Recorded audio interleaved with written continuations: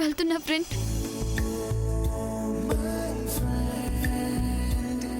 తడి కన్నులనే తుడిచిన నేస్తమా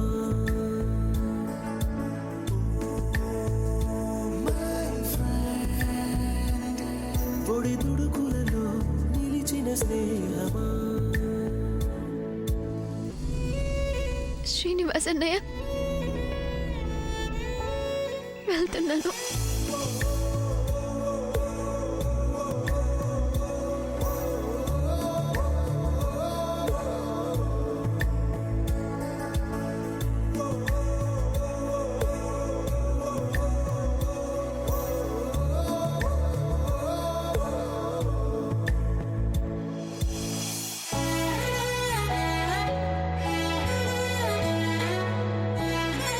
అందరికీ గుడ్ బై.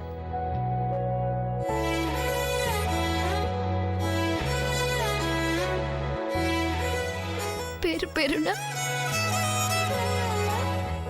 అందరికీ నా థ్యాంక్స్.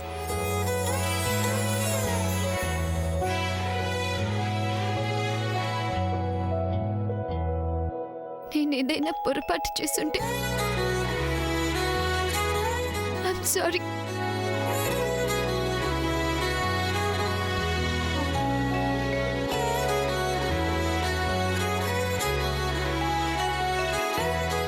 సూర్య,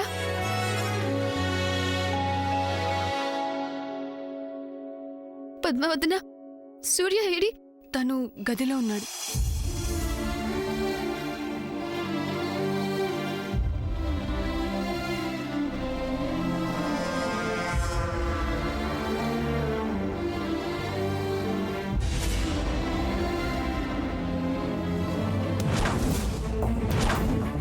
సమంత గారు, ఎక్కడికి వెళ్తున్నారు? సూర్యతో చివరిసారి బాయ్ చెప్పి వెళ్తాను. నో సమంత గారు, మీరు సార్ని కలవడానికి గానీ మాట్లాడడానికి గానీ వీల్లేదు.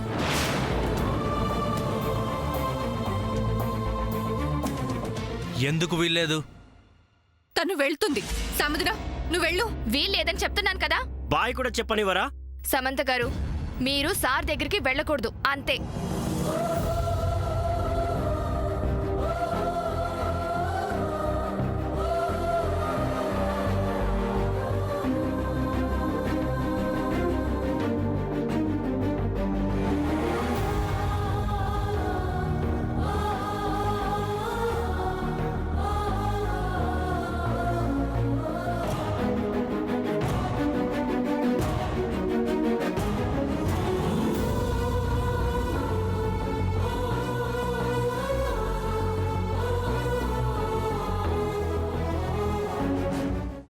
అమ్మా, అలాంటి వాళ్ళది నిజమైన ప్రేమ కాదు, అది వ్యామోహం. ఎగ్జాక్ట్లీ చిన్నత్త. నిజంగా ప్రేమించుకున్న వాళ్ళు అలా చేయరు. ఎంత మనసు విరిగిపోతే కన్న కూతుర్ని పట్టుకొని మా దృష్టిలో చచ్చిపోయా ఉంటుందా తల్లి? అది సరే అమ్మా, తన కూతురుతో తన మాట అనేటప్పుడు ఆమె మాటల్లో వ్యథ, కళ్ళల్లో బాధ గమనించావమ్మా? పెద్దబాబుకు బర్త్డే విషెస్ చెప్పు కూడా వెళ్ళాం కదా. ఊరికే ఎలా కాలిపోతుంది? మంట పెడితేనో పడితేనో తగలబడుతుంది.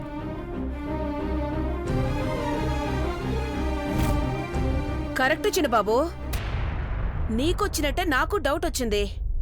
పార్వతే షర్టును తగలబెట్టిందనుకుంటా.